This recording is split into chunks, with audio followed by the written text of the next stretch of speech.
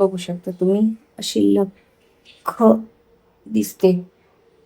त्यानंतर सगळं देवाने इथे ठेवायचं.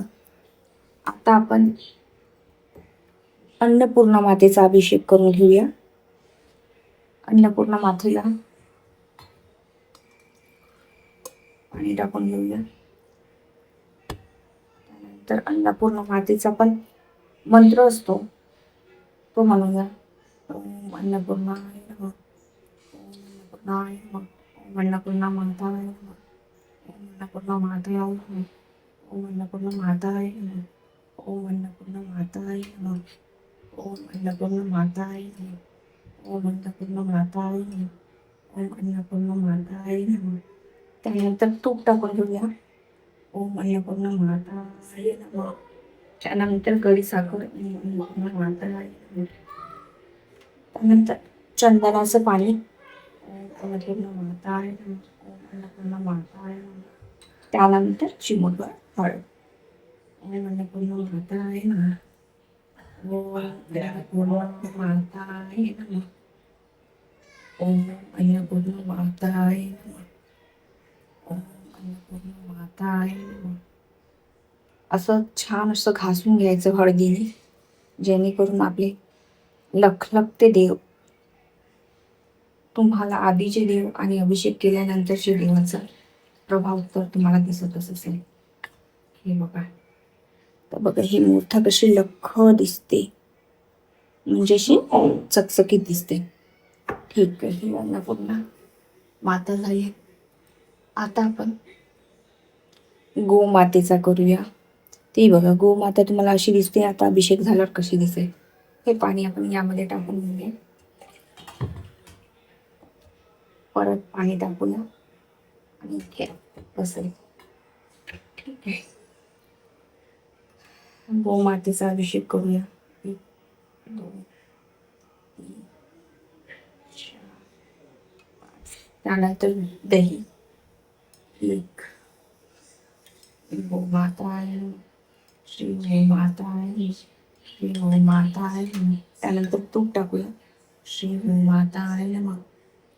त्यानंतर साखर टाकूया. श्री गोमाताय नमः. त्यानंतर चंदनाचं पाणी टाकूया. श्री गोमाताय नमः, श्री गोमाता, श्री गोमाताय नमः. त्यानंतर चिमूटभर हळद. श्री गोमाताय नमः.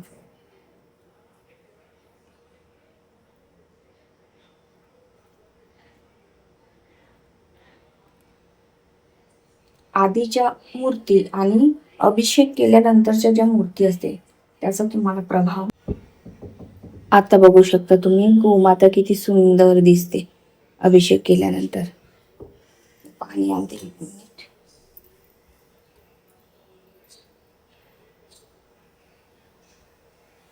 घेऊया. हे बघू शकता मूर्ती आता कशी दिसते, त्यानंतर कशी दिसेल बघू शकता तुम्ही. गणेशजीची मूर्तीचा अभिषेक करून घेऊया. ठीक आहे,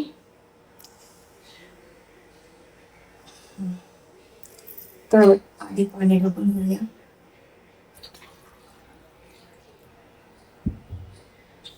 गणेशाय दूध टाकून घेऊया.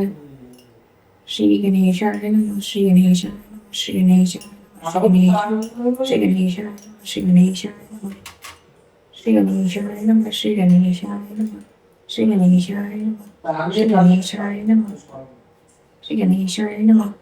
त्यानंतर चिमूटभर साखर टाकूया. श्री गणेशाय नमः, श्री गणेशाय नमः.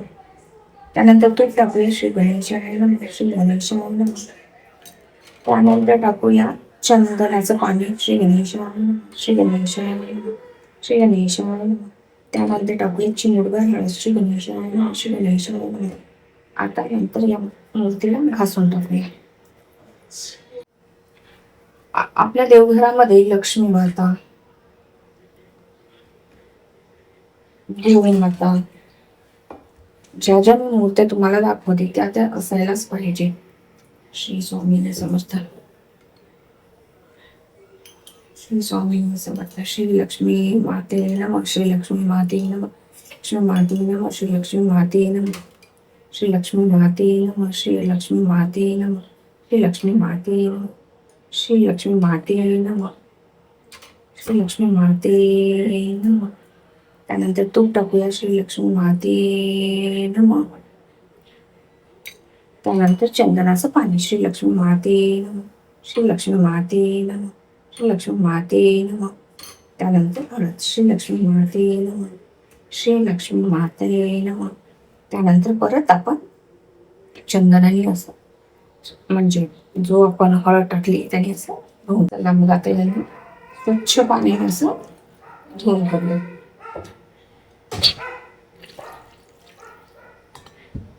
बघू शकता तुम्ही.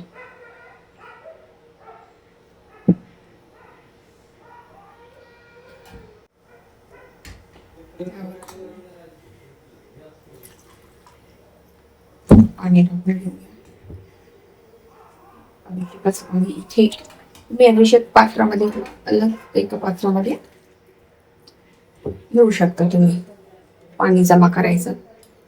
श्री दुर्गा माताय नमः, श्री दुर्गा माताय नमः, श्री दुर्गा माताय नमः, श्री दुर्गा माताय नमः,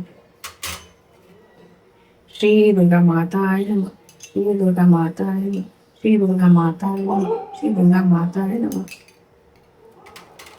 श्री दुर्गा माताय नमः, श्री दुर्गा माताय नमः, श्री दुर्गा माताय नमः, श्री दुर्गा माताय नमः, श्री दुर्गा माताय नमः, श्री दुर्गा माताय नमः, श्री दुर्गा माताय नमः. त्यानंतर आपण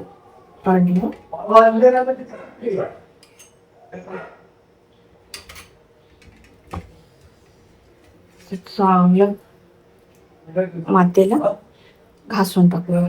ही जगत जननी आहे आणि ती तुमच्या घरात विराजमान करा. कोणी दिंडोरी प्रेमित असं करतं, पण ही दिंडोरी प्रेमित जरी कर बघू शकता. आपण रोजची आंघोळ करून टाकायची अभिषेक केला की. श्री जगज्जननी माता आहे, श्री जगज्जननी. चला आधी आंघोळ करून घेऊया त्यांची.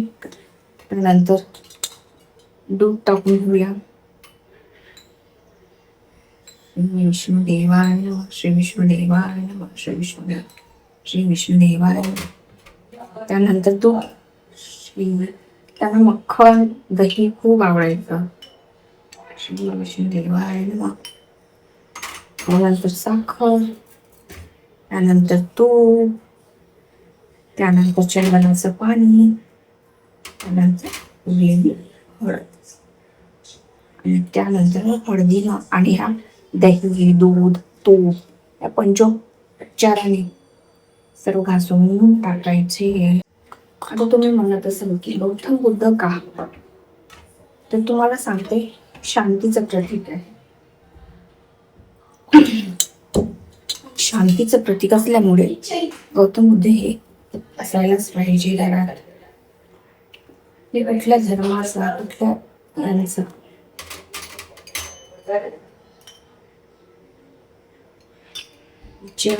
इतका करत नाही, पण नवीन मुक्त घरात आले का त्याचा पंचोपचार झाला पाहिजे.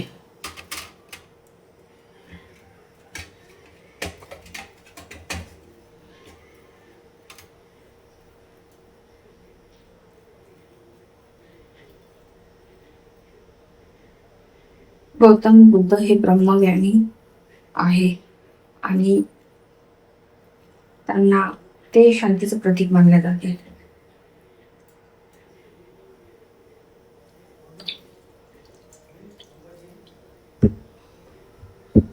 बघू शकता तुम्ही छानशी अशी मूर्ती तुम्ही बघू शकता. ही स्वामीची दत्तात्रयाची मूर्ती व्हिडिओमध्ये बघू शकता तुम्ही. आता याचा पंचोपचार याचा अभिषेक करायचा. श्री स्वामी समर्थ. आधी पाणी धुवून घ्यायची.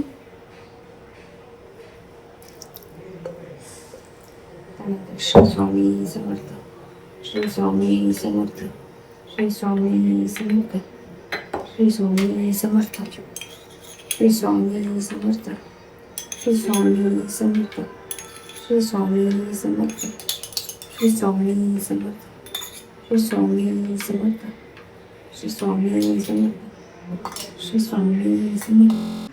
तर मग आता आसन चेंज करूया की हे जुनं आसन काढू आणि नवीन आसन टाकूया, की जेणेकरून थोडं क्लीन करून आपण यामध्ये नवीन आसन टाकू, जेणेकरून जे अभिषेक केलेले होते देव त्यांना व्यवस्थित ठेवता येते. आणि हे अभिषेक केलेलं पण खूप थोडं घाण दिसतो, तर आता स्वच्छ करते मी, थोडं पुसून घेते वरचं वगैरे, कारण की दिवा लावतो तर रोज होतोच काही ना काही.